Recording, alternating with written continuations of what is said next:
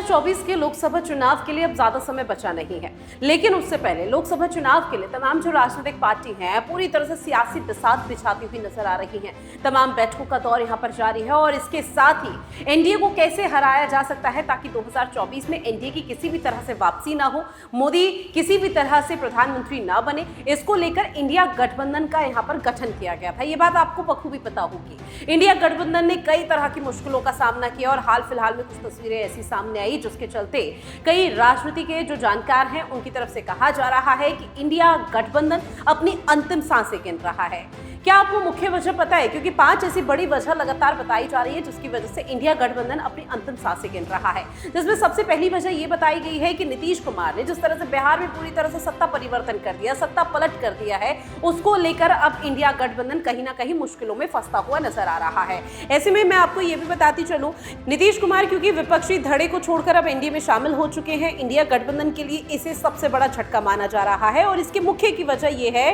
कि विपक्षी दलों को एकजुट पहले उन्होंने किया और उन्हें एक मंच पर लाने के बाद नीतीश कुमार ने खुद वो भूमिका निभाई भी थी शिल्पकार के तौर पर। लेकिन अब जब यहां पर 2024 के लोकसभा चुनाव बेहद करीब थे तो उस दौरान वो इंडिया गठबंधन को छोड़कर पूरी तरह से अपनी पार्टी को छोड़कर एनडीए में शामिल हो जाते हैं। इसके पीछे की एक और मुख्य वजह है और पश्चिम बंगाल के सिनेरियो पर भी क्योंकि अगर नजर डालें, क्योंकि पश्चिम बंगाल में इस वक्त मुख्यमंत्री ममता बनर्जी ने भी इंडिया गठबंधन को करारा झटका दिया है। उन्होंने ये स्पष्ट कर दिया है कि उनकी पार्टी तृणमूल कांग्रेस इस साल होने वाले लोकसभा चुनाव में अकेले मैदान में उतरने जा रही है। ऐसे में आम आदमी पार्टी का भी जिक्र किया जाए, तीसरी वजह यही है कि आम आदमी पार्टी ने भी इंडिया गठबंधन की गाड़ी को पंचर करने का काम किया, क्योंकि पंजाब के मुख्यमंत्री भगवंत मान का जिक्र किया जाए तो उनकी तरफ से कई रिएक्शन ऐसे सामने आए जिसमें यह कहा गया कि पंजाब में आम आदमी पार्टी अपने दम पर ही चुनाव लड़ेगी। समाजवादी पार्टी उत्तर प्रदेश में अपनी पैठ को मजबूत करने में तुली है। वहीं समाजवादी पार्टी के अध्यक्ष अखिलेश यादव ने भी इंडिया गठबंधन को झटका देने में कोई कसर नहीं छोड़ी है।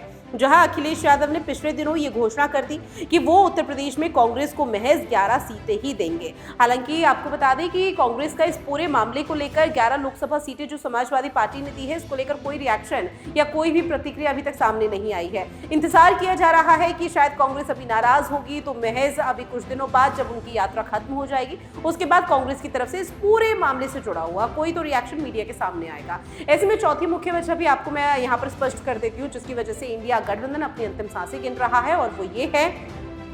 कि इंडिया गठबंधन में कांग्रेस सबसे बड़ी पार्टी है। जहां विपक्षी गठजोड़ में कांग्रेस एकमात्र ऐसी पार्टी है जो सही मायने में राष्ट्रीय है। इंडिया गठबंधन में शामिल दल का अस्तित्व एक प्रदेश के बाद दूसरे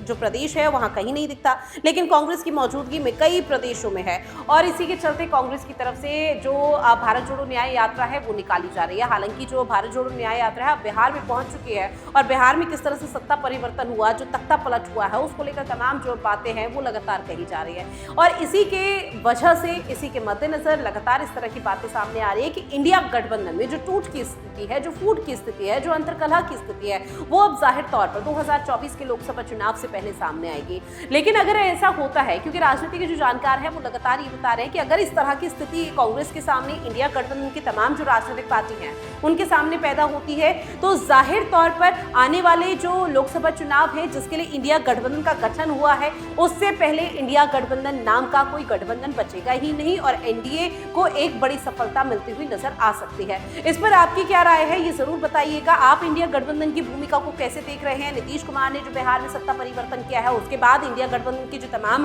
राजनीतिक पार्टी है जहां पर उनकी पैठ मजबूत है जिन राज्यों में, वहां पर क्या किसी तरह का कोई असर पड़ता हुआ नजर आएगा या नहीं, ये जरूर कमेंट सेक्शन में बताइएगा।